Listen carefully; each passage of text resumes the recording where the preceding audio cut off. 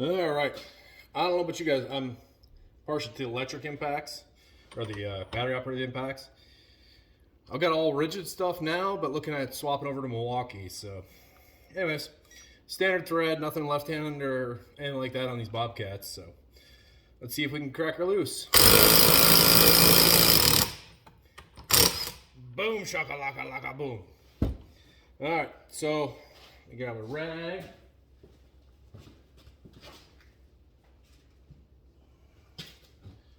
Alright, so I like to take my parts apart, put them on a clean rag, or clean-ish, in the same order they came out. And then you just slide this here, gland nut off the end of this here. So, you adjust y'all a little bit. You can see what I'm working on here. Now, I should have much cleaner area, but it's the best I got for right now. So what you're going to want is a rebuild kit. Which I got over here.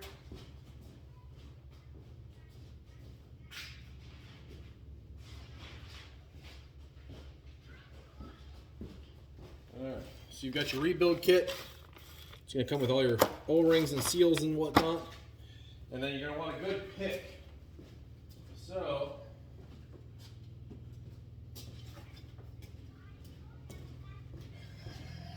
and make sure you got good rags. You can get these tub of towels. I believe it's at Lowe's or Home Depot for like 10 bucks. They come with a cleaner on them. So what I like to do is clean my parts while I'm taking it all apart. And clean your hands really well. Get all the grease and grime, and because there's going to be a lot of oil and gunk on these cylinders when you take them apart. Especially if it's been leaking and it's been working in the dirt. So you want to get your hands nice and clean. At least get all the chunks off your hands. The oil has obviously got an oil filter in line with it, but you don't want to have any of that gunk staying in the cylinder. It's going to get caught in the new seals and rip them open, or be anything to wear them new seals down. You want these seals to last a while, so you want to make sure you get a good clean set of hands to start with, at least getting all the gunk off.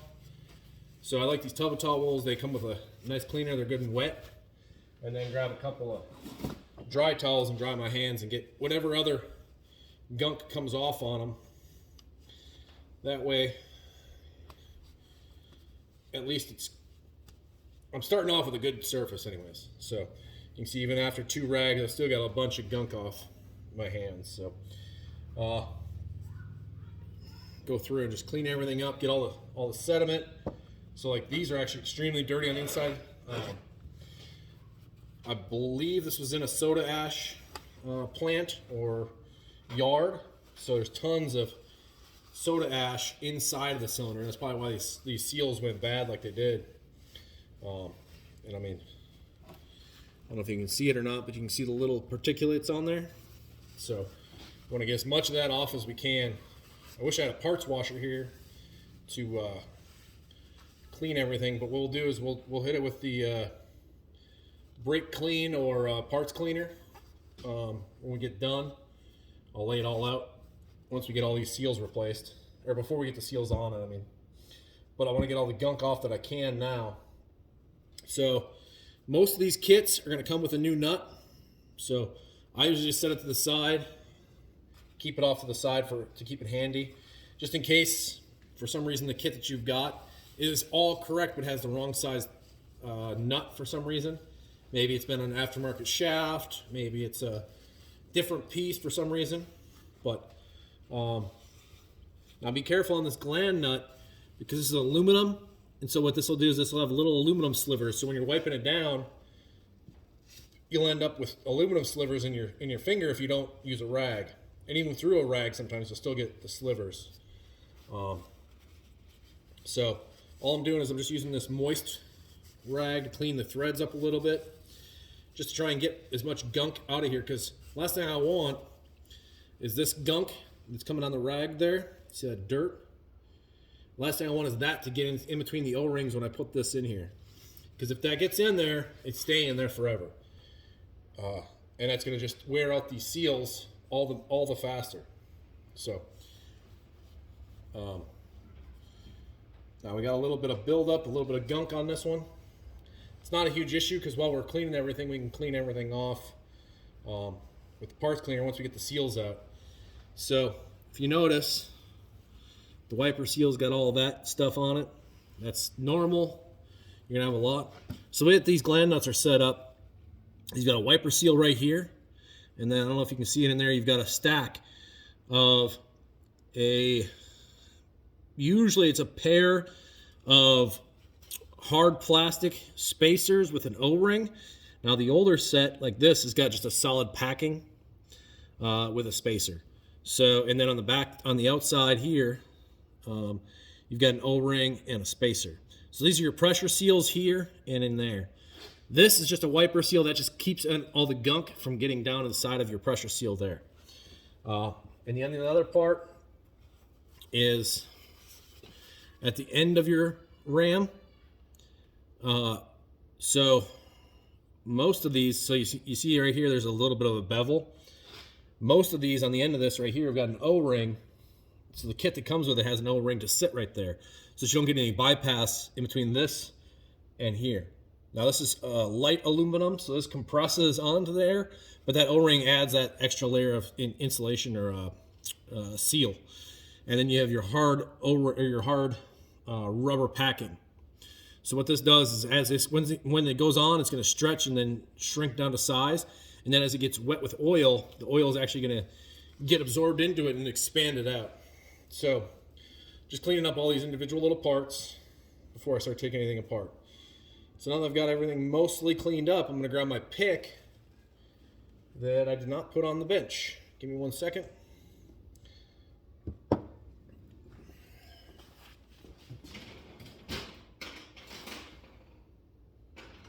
So I like to utilize a hook pick and a square pick, just for different parts to put different things together. So what I'll usually do is I'll run my pick through these grooves real quick, clean them, just getting the gunk out of the base of these grooves. And then we're going to do the same thing to the ram that's on the Bobcat still. Since we're doing an in-chassis rebuild, and I didn't actually take the ram all the way out, all I did was crack that back line. Because a lot of times I'll pull them out, and now's a good time to buff them down and paint them while you have the ram on, because then you can just cap the end and paint it. But where this is going to be used around my property, I'm not too worried about the paint. I'm going to get some stuff from one of my buddies that's a coating specialist, and take this coating that he puts on rusty equipment, and it stops the rust process and actually hardens in between the rust to stop it from rusting any further. And it basically gives it a paintable surface. So I'm going to utilize some of that on this, because this whole thing is entirely too rusty to try and clean up too much. But anyways, so what I'm going to do before I pull anything else apart, I'm going to get a good clean rag again. Just lay everything down on it. That way I'm starting on a nice clean surface. Got my picks. And then, oh yeah, this piece here is just a stopper that stops the ram from bottoming out. So if you bottom the ram out inside of there, then fluid can't get behind it from where the valve is at inside of the tube. And I can show you that a little bit more closely here in a little bit. So the first things I like to do is I like to go ahead and pull all these pieces out. What I do is I purchase these online specifically for a 733 or 743 or whatever it is. You can get the rebuild kits for about 20 bucks a piece. Sometimes a little bit more, depends on your model. Obviously, the bigger the Bobcat, the bigger the ram. The more material it takes to make it. So it's gonna be a little more expensive. So now what I do is I'll hook my pick underneath, so that I'm not trying to rip it. I'll just pull it over the edge like so and walk it off. And then I'll do the same thing to this little piece here. So I'm just gonna get my pick up underneath there. If I can get it to stay. There we go. So I've got, so there, now the hook is underneath. And I'm just gonna pull the hook over and it'll pop right off. Now, to take these old seals and set them to the side. Remember what order they went in. So what I like to do is put my, if it's sitting like this, I like to set these in the same order they came off. So I know that this was at the very top up against this edge. So I'm just going to set them down on the side of my rag like that. Now, I'm going to do parts cleaner on this because there's gunk inside of here too. So I'm not going to put anything back in here. Normally I would just go ahead and match my seals and start putting them back together. But where this has got so much gunk and soda ash in it, I'm going to go ahead and pull all these parts apart and then get them cleaned out from there. So the next thing is the wiper seal. This little hook one doesn't really get in there very well because it's a notched piece. So what I like to do is take my flat one, put it down in there and try and just work it out a little bit. And try and get it to pop. Now, I just poke through it.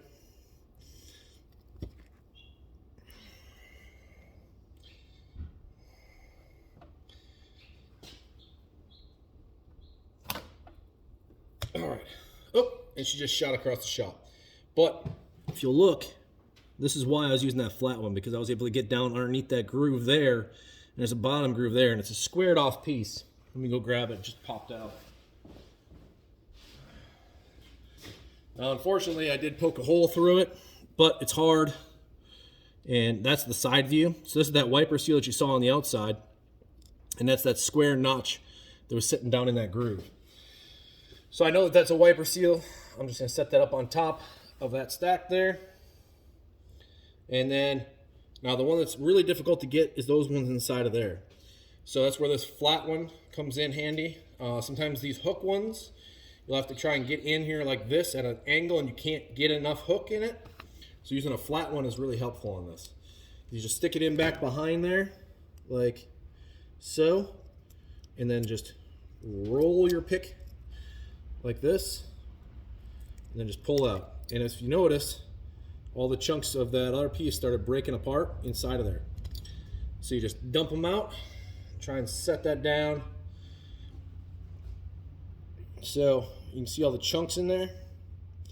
That's a big problem. That's why that seal was bad. So you just dry it out.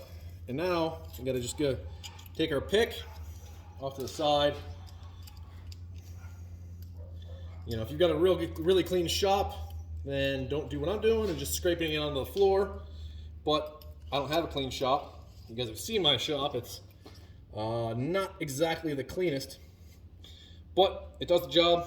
It keeps me out of the rain. It lets me work on this stuff in the cold or the heat.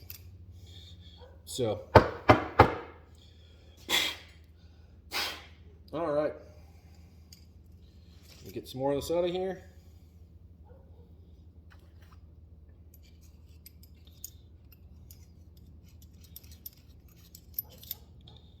Okay.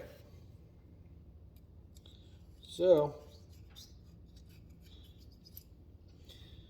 what I would do normally if I wasn't going to parts clean this is, I don't know about you guys in your shop, but at my shop I have a bucket of waste oil, and what I would do is I would go like this, right? Dip it in the waste oil, let the waste oil get in there real good, and then grab a shop rag, and I'm going to show you the way I would do it. Let me set that on the little holder. So then I'm just going to take a rag, wipe everything down. Now if you've got metal slivers coming off of your threads, be careful when you're doing this, because them aluminum slivers, they're just a bitch to get out. Because I mean they're tiny, and since they're itty bitty and aluminum, you can't use a magnet to get them out or anything else that you would normally use. So you're just in there fishing, digging in your finger with a pick or a knife until you get it out, or dealing with the pain until it comes out on its own. The other thing is the aluminum doesn't like to come out on its own as easily as the steel does. Not sure why. I'm sure somebody out there can tell me why, because it fucking sucks. And I've had quite a few from these. As you guys know, we rebuild these. I pick them up super cheap, and then redo all the rams, replace any hydraulic hoses that are looking questionable even, and then go through the motor, get it running right, do compression tests, pop test injectors, send them off. And if you notice with that oil, can't tell, there's little metal slivers coming off and little paint chunks coming off from inside of these grooves. So cleaning them like this does a good job of getting a lot of that gunk that you couldn't get out before. So I don't know if you remember inside of there, all those little itty bitty black chunks in them grooves and all through there. So that's why I dip it in the oil a couple of times, let the oil wash it out, and then take a rag and clean it up. Now the other thing is once I got that oily rag, right, I'm gonna flip it over to the side I wasn't using to clean it, and I'm just gonna polish the shaft a little bit. All my CB friends, I don't expect any jokes. But anyways, so that's all the more gunk that came off of that. So the biggest thing is cleanliness. Now, these Tubbo towels that you get from Lowe's, or maybe Home Depot, I can't remember. But these things have this cleaner that helps break down the oil a little bit, just to help you get in the grooves and get them chunks off. And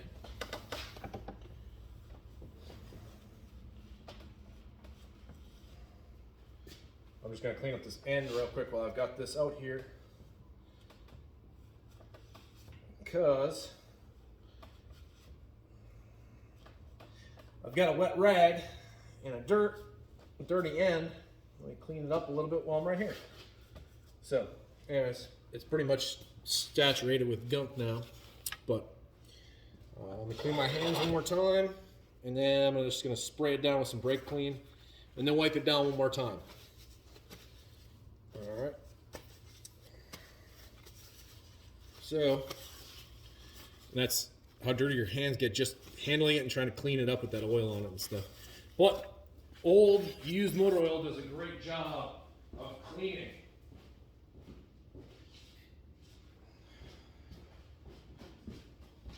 So motor oil is just amazing at cleaning. I'm sure there's somebody out there who can be like, oh, well, this is why. I don't know why. I just know it does what I need it to do. Clean oil obviously is going to clean better. Just like if you're ever working and you've got your hands all full of grease, if you squirt a little bit of 10W30 or 5W30, whatever you have in the shop, put a little bit on there and scrub your hands real good, it'll break all that grease up. I don't know why. The oil does a great job of breaking it up. You wipe your hands down and it'll come off clean. So anyways, all I do with the brake clean, now I've got seal material and stuff over here, so I'm just going to spray off to the side. I'm just paying special attention to the groove and the threads, not so much to the paint and all that other stuff. But the other thing I want to do, so now that I sprayed the outside,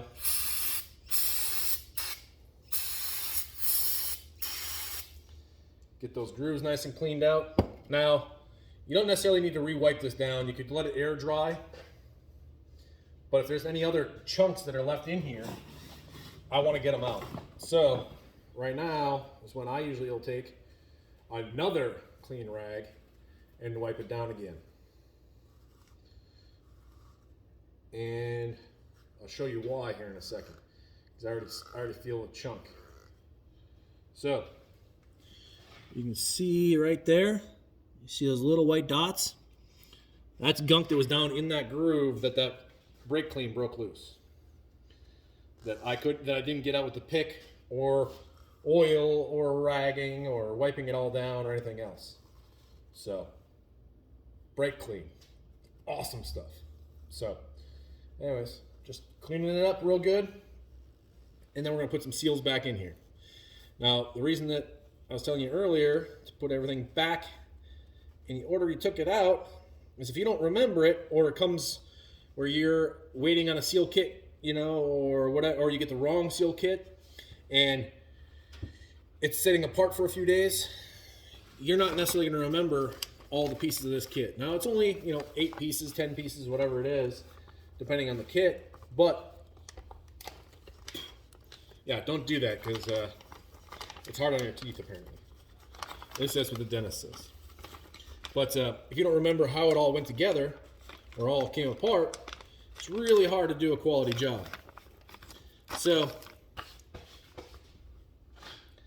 lay a clean rag down, inventory your parts a little bit. So, got a thin one, just like this one that we took off right here, and an O-ring that we took off right there. It's probably going to be one of these two, because there's 2 of them that come in this kit here.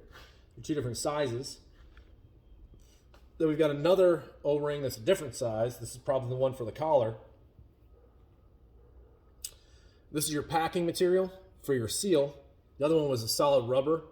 This is the aftermarket style. That comes with an O-ring inside of it and a spring. I'll show you how that goes in a second.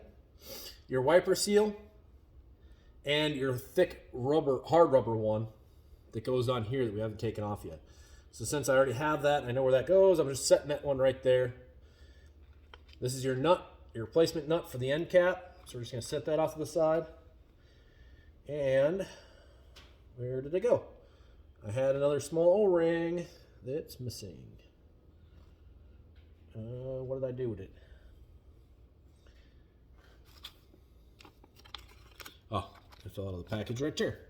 So this is that small O-ring I was telling you that it wasn't on here.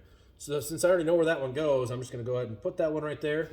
But what I like to do, since I have that bucket of oil, dip my O-ring in a bucket of oil. And what this is going to do is, by dipping in the bucket of oil, right, and then going to put it on. Now you can use your hook pick if you want. You get one end set on there, slide it around, work it around, slowly working it up the thread so that you don't rip it. And this is probably why that other one wasn't on there, is you can easily rip this one if you just try and roll it down the threads. And what I do is I just spin this around a few dozen times with that oil, and it helps lubricate it. The threads on this are going to get oiled real nice. The O-ring doesn't rip as easily. I'm not saying it won't, but it gets it all the way down to where it's a smooth shaft. And now you can just roll it down and push it in place, and that one's on. All right, so now our small O-ring is in place when we go to put this back together. Now, everybody has their own little technique on how to do this the right way, or the wrong way, or their way. But the way that I like to do it is I like to start from the inside out. So, because this is a pressure coupling, and this has got an O-ring in it, you'll notice that there's a beveled end.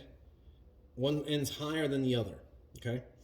So what you want is you want this flat surface with a bevel to be down if you're looking at this face. Because what that does, right, is this O-ring sealing should be sitting like this. Because what happens is all your pressure is going to get caught in this cup, in this O-ring, and push it down tighter. If you put it this way, the O-ring is going to squeeze at the top, making a choke point at the top, and there's nothing to catch that oil inside of it. Whereas going this way, the O-ring is down. So there's no right way to do this. I like to go ahead and dip this in oil to make it easier to get in here, but you're literally going to have to taco this like so, stick it in, and hope the O-ring doesn't pop out. If the O-ring pops out, you got problems because now you have to get the O-ring back inside there without breaking it, and there's not a right way to do that. So you don't want to use your pick. You don't want to use a sharp flat head. Your dull old grandpa's flat head will be perfect if you have to push this in at all. And what I like to do is get my thumb on the back side, pressing it down inside the notch. Now, there's no good way to show you guys how to do this. I wish there was, but you literally have to invert this to get it to sit down inside of there, and you end up with it sitting in there like this, where it's kind of tacoed out. Now, sometimes what happens is, if you look right there, you can kind of see that the O-ring starting to pop out of that housing. And that's where having your thumb in here is going to help push that back in place before it gets caught. Now, there's no there's no easy way to do this. You just got to sacrifice your thumb and hope that it goes in correctly. And the oil is going to help it slide in appropriately. Now, what I like to do is take a socket on an extension and roll this that way, roll it this way to get that other part to not set down on the notch the best that I possibly can. And then I use that same socket, usually 1/2 inch, quarter, or 3/4, 7/16, something like that. It's got a nice even roll to it. Push down, and it's going to take a little bit of work to work it into the spot without damaging anything, without getting your O-ring pinched, and sticking that O-ring back in the housing appropriately. And then, okay, damn it. And this is what you're worried about. If you look, you see that O-ring popped out of that housing. So now what I got to do is I've got to slowly work this seal back in place without damaging the O-ring. There's no easy way to do it. You just got to push or pull with your finger like so. You're pulling like this to try and work it in. Sometimes, if you just get this little detent to sit in there, okay.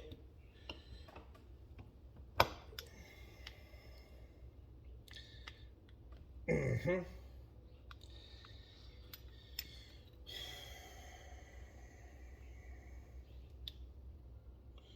this is why I like to use the socket, because it's a rounded edge.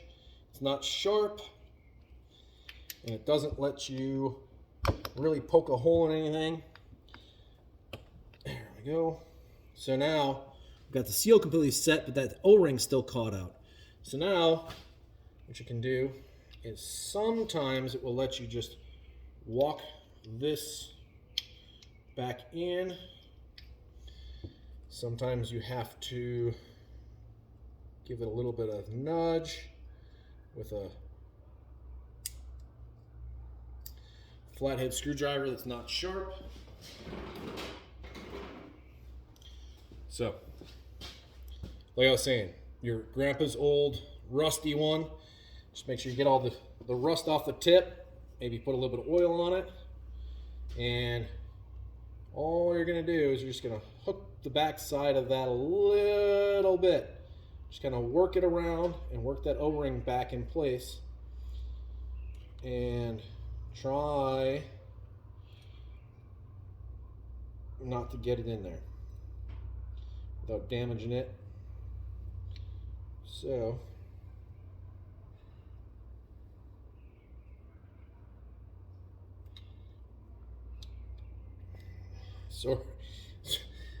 this is the worst case scenario stuff. So it is what it is. I mean, this is part of rebuilding them. And I mean, if something goes wrong, I always order an extra kit. I've got a box full of kit parts in here just in case. Especially if this is your first time doing it, I would highly recommend that you invest in one extra kit just in case this happens and you end up ripping an O-ring or gouging something. So okay.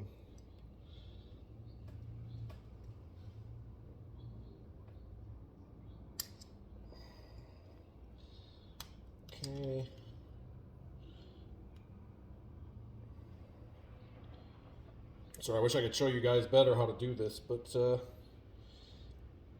there's no right way to get this in here other than just working it in slow and steady.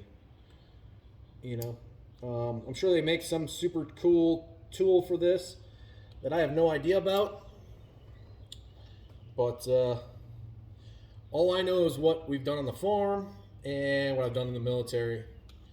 And most of the time, I don't know if you guys know CBs or not, but CBs don't got no money.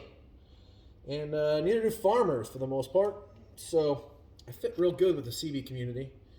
And being a mechanic for them for 20 years, I learned quite a bit of little tricks from people that I hadn't learned on the farm, or that they had learned on their farm before they came in or whatnot, and taught quite a few people too. Because at the end of the day, if you got the knowledge, that's great. But if you can't share it, it all dies with you one day. So share what you got. Let's make the world a better place with everybody doing what you can. And that's what I'm trying to do with you all today. So it's just a fight to get this back in here. Now, what you can do sometimes is hook the back side of the seal, press that in. Okay, got that piece in there.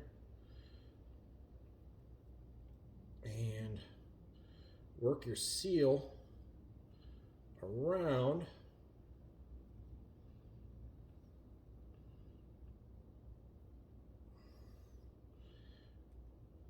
Ay, so close. Just get in there. Get in your home. Okay. Feel like I'm doing fucking brain surgery here.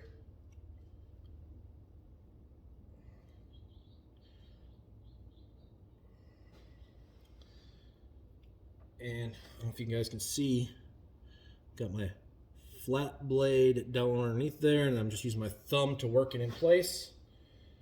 And just slowly kneading it around. I keep tension on that O-ring to get back in its groove properly.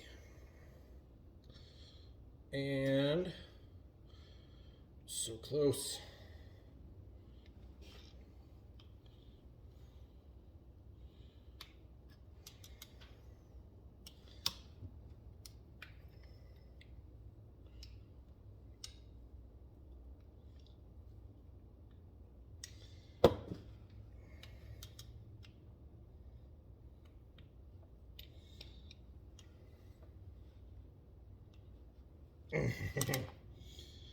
So I don't know if you guys can see it or not. I'm down a itty bitty little tip right there that just doesn't want to seat down in there properly. So I don't have a lot of options here. I'm just gonna see what I can get done with this socket in there.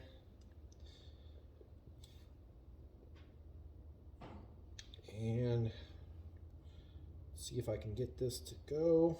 Come on. I am making some progress, I'll say that.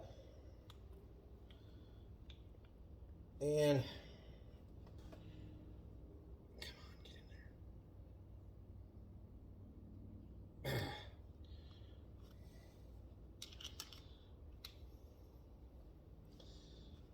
And this is where having that dull screwdriver is real nice, because you can stick it in there and you ain't got to worry about ripping nothing or cutting nothing with that tip.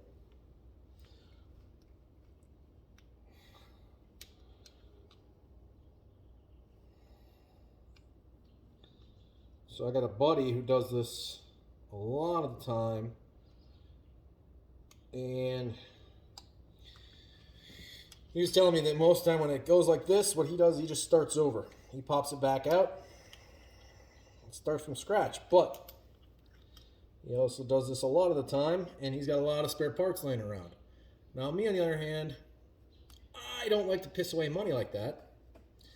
So 10 minutes worth of time to get this to sit in there the way that it should.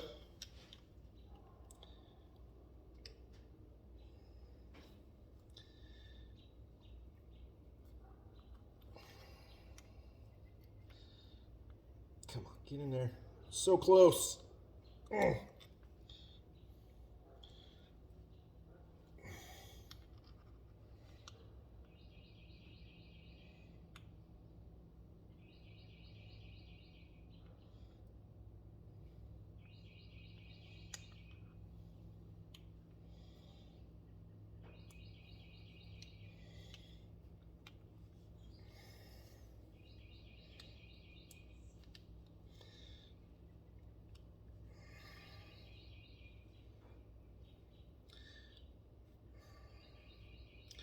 Well, y'all should be happy.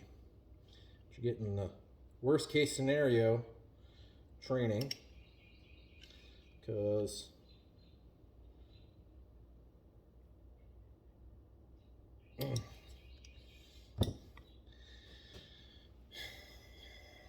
though I may look like I don't know what I'm doing to somebody, once we get this back together and it functions, come on.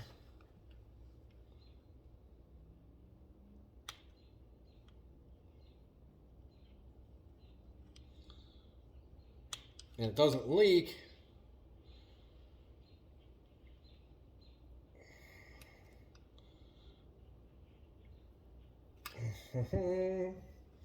So you can see I've gotten it down to be just that little nub now that, using my socket, should go in.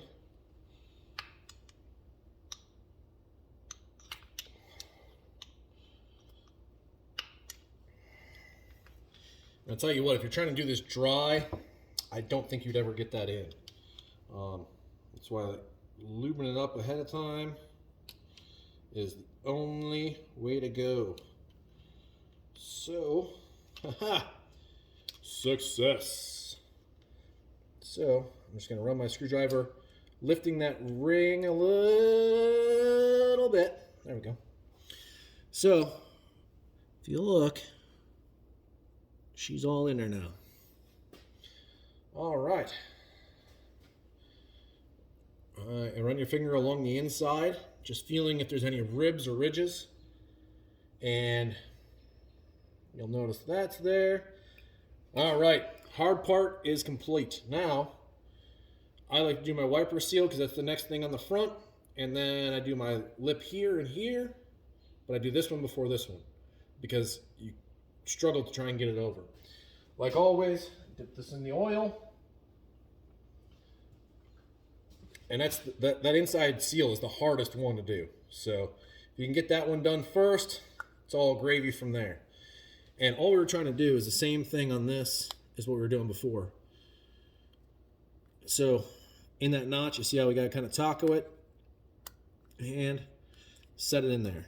Now she's in there. I take my socket and I run that along the edge. Make sure it's bottomed out into there so we don't rip it when we go to put it together.